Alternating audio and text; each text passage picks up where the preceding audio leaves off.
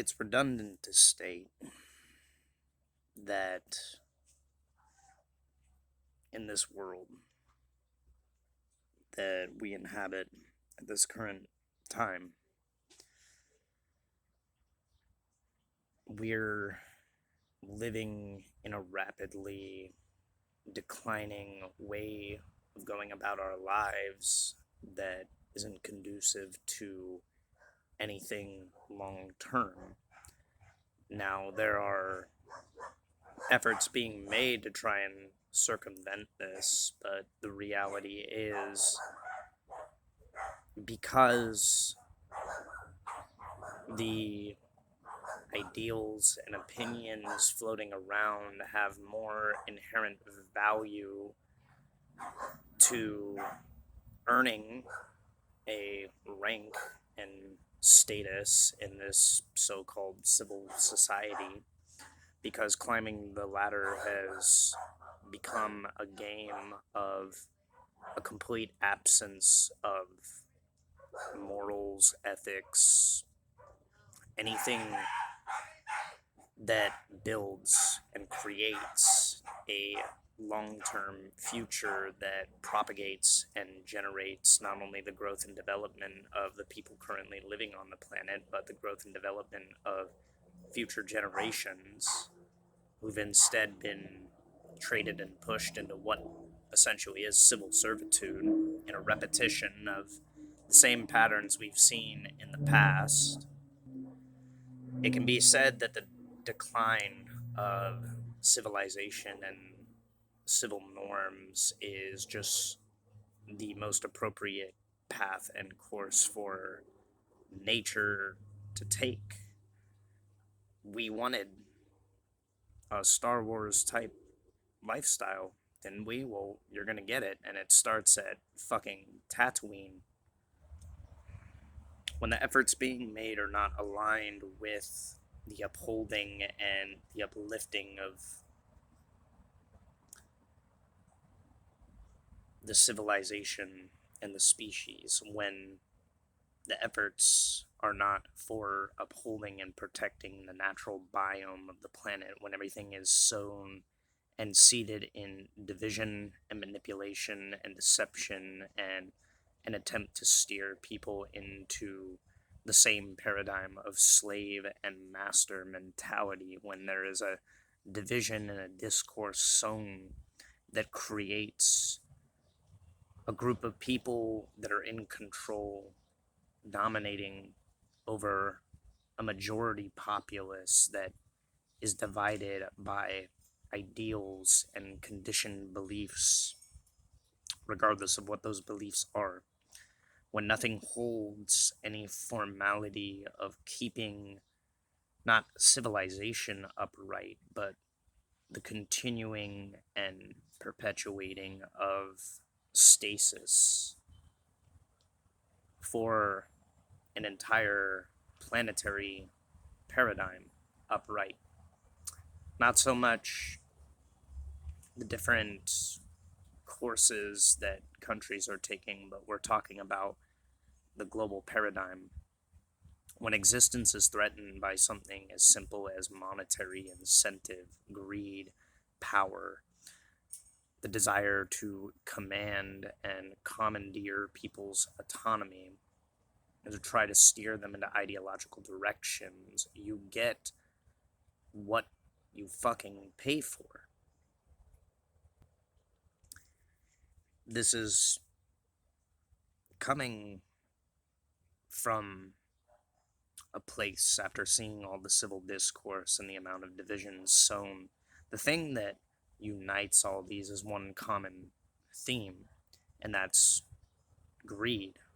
It's the manipulation and transfer of power from the individual and groups of individuals and pretty much the whole damn human race to one centralized grouping of people in order to obtain and gain an asset-based advantage over others, to control the flow and basically destiny of a lot of other people's lives, and to try to steer them in a direction where they are subservient. What did you think would come of that? What advantage did you hope to gain that you haven't learned from history? What difference did it make in all the advances in technology if all of them came for and as a precaution and a prevention mechanism to conflict and war? Everything you designed and everything you constructed was for conflict. Doesn't matter if you were trying to steer clear of that. Doesn't matter if you were trying to avoid that. The reality is you made a world from conflict. Whether it was preventing it or causing it is inconsequential. What you constructed was a system built for and from conflict. In a more lighthearted way of approaching this, I would like to introduce you to the modern paradigm that we are now moving in. To fit in with internet culture, I think it appropriate to call it the Dragon Ball arc. Living in a world where you are faced with the reality of having little to no options to really gain and garner anything of long-term benefit that cannot be threatened. The only thing people are left really to do with themselves is improve and work upon themselves to take a kind of mantle of either a sage or a warrior, or fall into the very hands of the system that is constantly depleting and trying to recycle its resources to achieve the same goal. And the reason why this goal is never achieved is because the reality is you cannot manipulate consciousness. You cannot manipulate autonomy. You can't manipulate the thing that observes the very nature of its own being and self-reflects, no matter how hard you try to distort and bend reality to your whims, whether it be through ideologies and beliefs, whether it be through radicalization, whether it be through incriminating certain groups of people while bolstering up others. The reality is you're always tipping the scale in the balance of conflict over peace, and because of that, the masquerading of peace while in turn trading said peace, said actual peace for conflict, said union for division. You only ever get a world that is conflicted, and you only ever get people that are conflicted, and you only ever see a downturn in the very thing that you mechanize going your way. Is it any surprise the world is as malevolent in its intentions and contorted in a direction where it no longer values life and the principles that make life unique, make life bearable, tolerable, livable? Is it any real surprise why people don't get along? Is it any real surprise why civility is kind of lost upon us and why we've resorted to tribalism? Why? Well, it's very easy to see why. A world that is distorted and twisted by manipulation and trying to treat life as a game just becomes a game, and when you play games, you cheat. There are consequences to said actions, some that are game ending.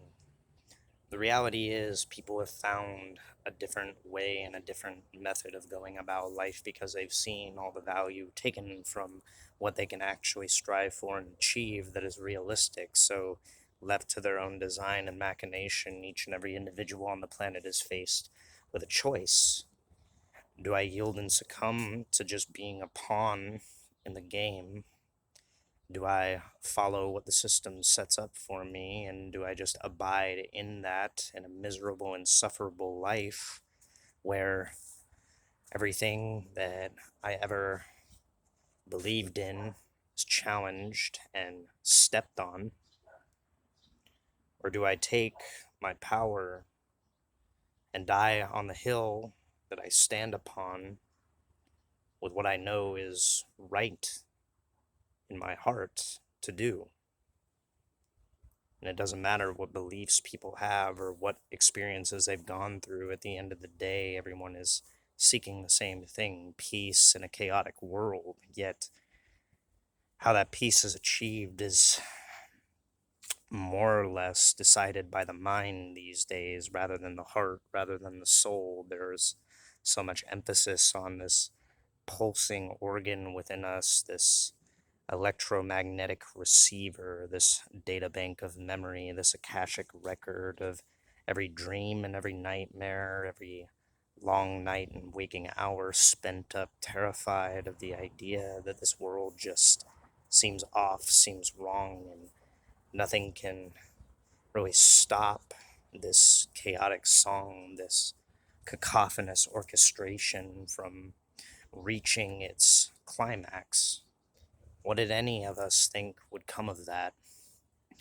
All this prophetic idealizing of machinations, of a final conflict and battle that ends and sees the destruction of enemies and hellfire and brimstone. This is why I think humanity, in a lot of ways, is not necessarily flawed, not necessarily conceited, but practically misguided in its own understanding of what it is. It's been mechanically hardwired to think itself a weapon, to think itself a master of its own fate and course and direction and destiny. But the thing about that is, life has a funny way of self correcting and turning things on its head. And the idea, the concepts, and notions that float about us at all given times kind of are, in reality, dead things floating in a stagnant pond. They've been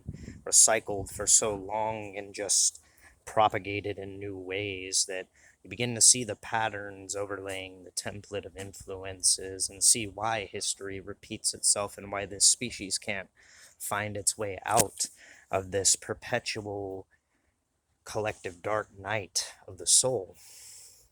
Because humanity runs from the very thing that would make it whole, the understanding that all of us truly do belong, that we all have a note and a key to play in this song, but we'd rather step upon flowers and overlay jungles with cement and build concrete fences over what we lament and try to bar and barricade everything that we see, everything that we love in a cage, and say somehow that's a guided mission from above, as if life isn't meant to roam free, as if flowers don't go and grow through cracks.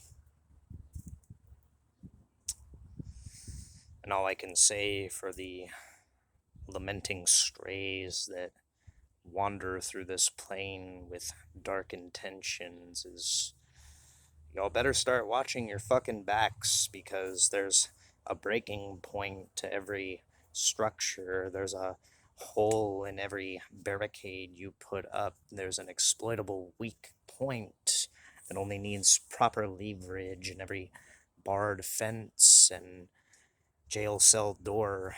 And, you know, I think humanity's coming to a point where it's starting to say, fuck it all, what are we waiting for? If this is what life is supposed to be, if it's just barbarism and war, or maybe the conflict isn't about settling scores for the intentions of old fading paradigms of influence and ideals of parasitic relations, full of negative zeal, of hatred and condemnation for one another, father, mother, sister, brother. We forgot forgiveness and moving on, and we don't understand the relation in that song is not that the things that befell us didn't matter, but they shaped who we are, and we had the decision to make in the course correction of where we set the bar for ourselves and for others, for generations yet to come.